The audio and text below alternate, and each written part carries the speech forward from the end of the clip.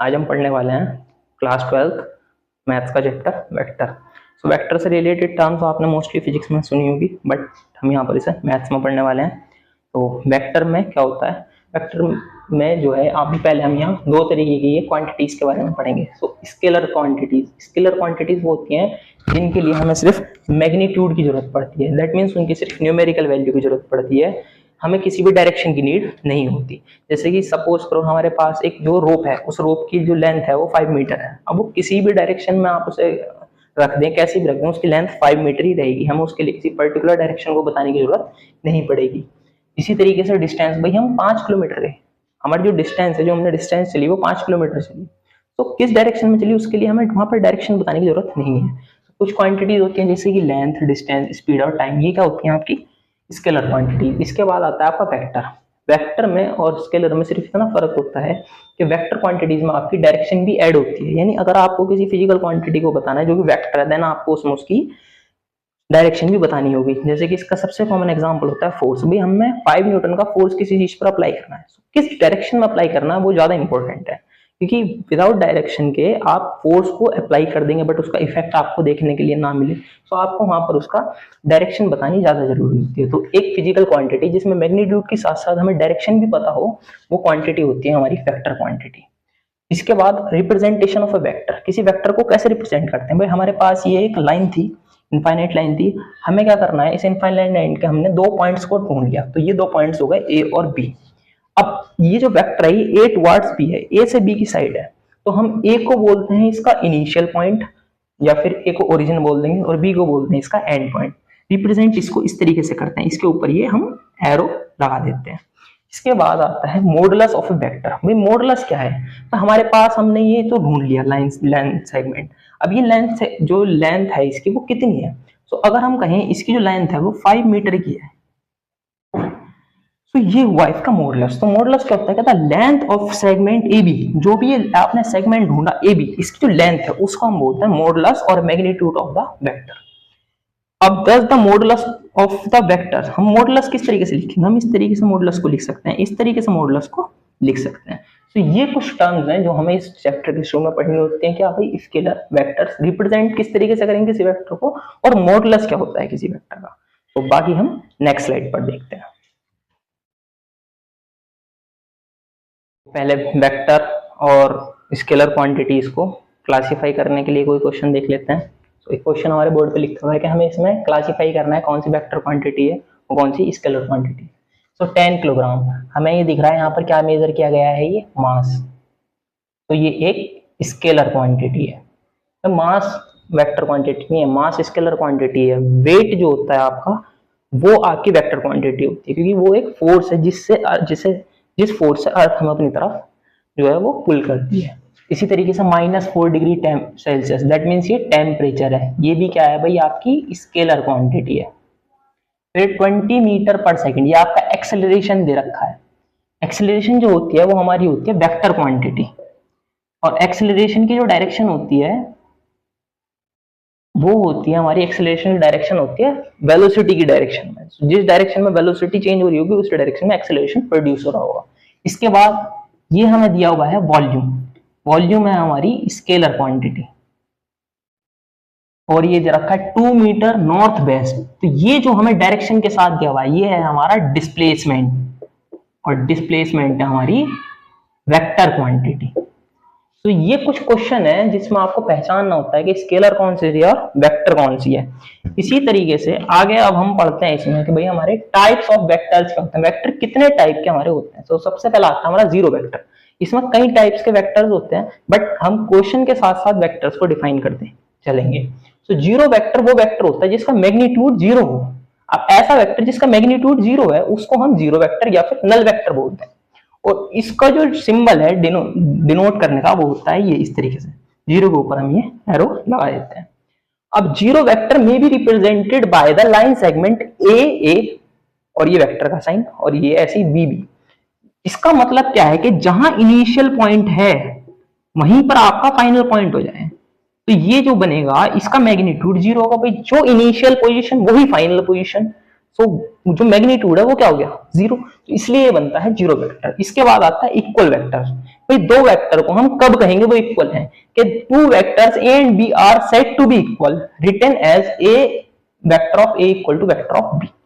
भाई दो वेक्टर्स हैं ए और बी, उन्हें हम इक्वल कह सकते हैं कब, इफ एंड ओनली इफ कब दे हैव इक्वल मैग्नीट्यूड, उनका मैग्नीट्यूड इक्वल हो। सपोज करो एक जो हमारे पास ये वेक्टर ए और बी जिनको हमने इक्वल बोला है, इसका मैग्नीट्यूड हमारे पास 5 नहीं 12 आप कुछ और मान लो भाई 6 मीटर है, और बी का भी यहाँ पर भी 6 मीटर ही है, तब हम इनको बोल सकते हैं कि भाई इनका मैग्नीट्यूड इक्वल हो गया। दूसरी बात सेम और पैरेलल सपोर्ट्स, भैया तो सेम सपोर्ट हो, देखो एक ही लाइन के दो अलग अलग जगहों पर हमने दो पॉइंट्स ढूंढ लिए, दो एंड एक स्टार्टिंग पॉइंट एक एंड पॉइंट, और ये एक स्टार्टिंग पॉइंट एंड पॉइंट, या फिर वो पैरेलल हो, जैसे कि ये जो बी वेक्टर है ये या तो यहीं पे इसी के साथ सेम, या फिर ये इसके पैरेलल हो। भाई ये वेक्टर ए और वेक्टर बी ये क्या है, पैरेलल है, तो ये सेम यहां पर बना हुआ है। और तीसरा सेम डायरेक्शन हो, भाई अगर ए टू बी ये इस तरीके से इस डायरेक्शन में है तो ये सी टू डी भी इसी डायरेक्शन में होगा। जैसे अगर मान लो आपका ए बी साउथ डायरेक्शन में है तो आपका सी डी भी साउथ डायरेक्शन में भी में ही होना चाहिए, तब हम इनको बोलते हैं कि भाई ये क्या है, इक्वल वेक्टर। तो इक्वल वेक्टर होने के लिए हमारी तीन कंडीशन है, मैग्नीट्यूड इक्वल, सेम और पैरेलल सपोर्ट्स, और थर्ड इज डायरेक्शन सेम होनी चाहिए। और बाकी टाइप्स के अगली स्लाइड में पढ़ते हैं। तो अब ये टाइप देखते हैं क्या है कि कोलिनियर वेक्टर्स क्या होते हैं, कि टू और more vectors are called collinear, दो या दो से ज्यादा वेक्टर्स को कोलिनियर तब कहेंगे इफ दे हैव सेम और पैरेलल सपोर्ट्स, अगर उनका सेम और पैरेलल सपोर्ट्स हो उनके, irrespective there magnitude and direction, उनके मैग्नीट्यूड और डायरेक्शन सेम हो या ना हो बट सेम और पैरेलल सपोर्ट्स होने चाहिए। तो पिछली जो फिगर थी उसमें वो आपके कोलिनियर वेक्टर दी थे, मैग्नीट्यूड इक्वल हो ना हो, डायरेक्शन इक्वल हो ना हो, उससे फर्क नहीं पड़ता, इक्वल हो तो भी कोई ज्यादा दिक्कत नहीं। फिर कोइनिशियल वेक्टर बोलते हैं vector having same initial point. वैसे कोलिनियर और कोइनिशियल की आपको एक एग्जांपल इस क्वेश्चन में भी मिल जाएगा। तो कोइनिशियल कहते हैं कि वेक्टर्स जिनके सेम इनिशियल पॉइंट हो, जो एक ही पॉइंट से दो या दो से ज्यादा वेक्टर्स बनते हैं उनको बोलते हैं कोइनिशियल। वर्ड से भी पता चल रहा है आपको, सेम इनिशियल पॉइंट्स होने चाहिए, तो उनको हम बोलते हैं कोइनिशियल वेक्टर्स। अब जैसे ये क्वेश्चन है, इसमें हमें आइडेंटिफाई करना है इक्वल वेक्टर्स क्या है, कोलिनियर वेक्टर्स क्या है, सॉरी कोलिनियर वेक्टर्स कौन से हैं और कोइनिशियल वेक्टर्स कौन से हैं। तो इस क्वेश्चन को हम करते हैं कि भाई ये हमें क्या दे रखा है, पहला हमें बताना है इक्वल वेक्टर्स कौन से हैं। तो इक्वल वेक्टर्स कौन से होते हैं, इक्वल वेक्टर्स वो होते हैं जो मैग्नीट्यूड में और डायरेक्शन में, और दूसरा सेम और पैरेलल सपोर्ट्स हो। तो इक्वल वेक्टर्स कौन कौन से हमारे, A and C. So A and C are equal vectors. फिर सेकंड हमें बताना है कोलिनियर। तो कोलिनियर वेक्टर आपको भी क्या बताया कि भाई उनका जो सेम और पैरेलल सपोर्ट्स होने चाहिए। तो कोलिनियर कौन से हो जाएंगे भाई, ए बी और सी। भाई ए बी ए और सी हो। So A vector B and vector C are collinear vector.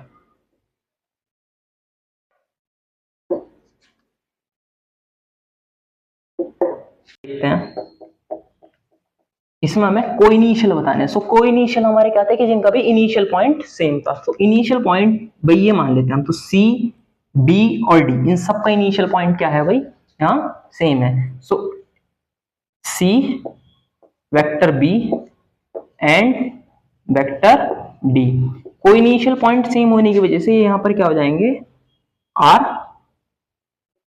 कोइनिशियल vector. तो आई होप आपको ये जितना समझाए अभी वो समझ में आए होंगे। बाकी हम नेक्स्ट स्लाइड पर देखते हैं। तो वेक्टर्स के हमने काफी टाइप्स पढ़ लिए, बट कुछ ये अभी भी बचे हुए हैं, सो पढ़ तो पड़ेगा ही हमें। भाई हमारी मजबूरी है कि तब तक सारे टाइप्स नहीं पढ़ने के, क्वेश्चन हमसे लगने के ही नहीं, कहीं ना कहीं क्वेश्चन में हम जरूर रुकेंगे। तो अब है प्रॉपर वेक्टर। तो प्रॉपर वेक्टर क्या होता है कि एनी नॉन जीरो वेक्टर, कोई भी नॉन जीरो वेक्टर हो वो प्रॉपर वेक्टर होगा, यानी उसका मॉडुलस जो है वो जीरो नहीं होना चाहिए। मॉडुलस यानी उसका मैग्नीट्यूड, वो चाहे कुछ भी हो, 1 हो 2 हो 3 हो, कुछ भी उसकी यूनिट हो, बट वो जीरो नहीं होना चाहिए, तो वो प्रॉपर वेक्टर होगा। उसके बाद आता है यूनिट वेक्टर। कि भाई a vector whose magnitude is unity is called a unit vector. एक ऐसा वेक्टर जिसका मैग्नीट्यूड यूनिटी हो, यूनिटी दैट मींस 1, तो उसको हम क्या बोलते हैं, यूनिट वेक्टर। कि अगर हमारे पास कोई वेक्टर ए है, हमारे पास ये कोई वेक्टर ए है जिसका मैग्नीट्यूड ए है, भाई वो वेक्टर है और ये इसका मैग्नीट्यूड है, तब इसके कॉरस्पॉन्डिंग जो इस डायरेक्शन में यूनिट वेक्टर होगा वेक्टर ए का, उसे हम डिनोट करते हैं ए कैप से। तो अगर हमें ए कैप फाइंड करना होता है तो हम क्या करते हैं, वेक्टर ए अपॉन ए, या आपने फिजिक्स में भी पढ़ा होगा भी वेक्टर उसके मैग्नीट्यूड से डिवाइड कर देते हैं। इसी तरीके से कोप्लेनर वेक्टर्स क्या होते हैं कि भाई तीन या तीन से ज्यादा वेक्टर्स, 3 और more vectors which lie in the same plane, जो सेम प्लेन लाई करें और are parallel to the same plane, या फिर सेम प्लेन के पैरेलल हो, उनको हम क्या बोलते हैं, कोप्लेनर वेक्टर्स। अब जैसे भाई दो वेक्टर्स एक दूसरे को इंटरसेक्ट कर रहे हैं तब वो कोप्लेनर वेक्टर्स हो सकते हैं। उसके बाद क्या होता है भाई, नेगेटिव ऑफ अ वेक्टर। किसी नेगेटिव वेक्टर कौन सा होता है कि भाई हमारे पास कोई वेक्टर है और उसके जैसा ही सेम मैग्नीट्यूड का दूसरा वेक्टर है, a vector having the same magnitude as that of a given vector, भाई दिए गए वेक्टर का बिल्कुल सेम है but directed in the opposite sense, पर उसकी डायरेक्शन दूसरी है, तो is called the negative of the given vector. तब हम उसे दिए हुए वेक्टर का क्या बोलते हैं, नेगेटिव वेक्टर। जैसे कि हमारे पास एक वेक्टर दिया हुआ है ए, तो अगर ये ऐसा मानते हैं कि भाई ये वेक्टर आगे की साइड है, इस तरीके से वेक्टर है, तब दूसरा जो वेक्टर बिल्कुल इससे अपोजिट डायरेक्शन में होगा वो होगा ये माइनस वेक्टर है। दैट मींस मैग्नीट्यूड इक्वल होगा बट डायरेक्शंस इसकी अपोजिट होंगी। तो ये सब टाइप्स हमारे वेक्टर्स के थे। इसके बाद हम क्वेश्चंस को लगाएंगे।